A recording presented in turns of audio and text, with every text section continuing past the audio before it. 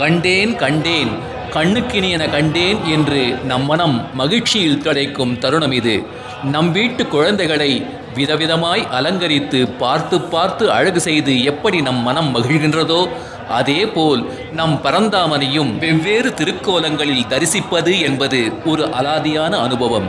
அந்த வகையிலே திருக்கண்டேன், பொன்மேனி கண்டேன், திகழும் அருக்கண் அணிநிறமும் கண்டேன், செருக்கிளரும் பொன்னாழி கண்டேன், புரிசங்கம் கை கண்டேன், என்னாழி வண்ணன் பால் என்று என்னும் பேயாழ்வாரின் அற்புதமான பாசுரம் காட்டும் திருக்கோவலூர் திருவிக்கிரமனை நம் கண்முன் நிறுத்தும் தருணம் இது.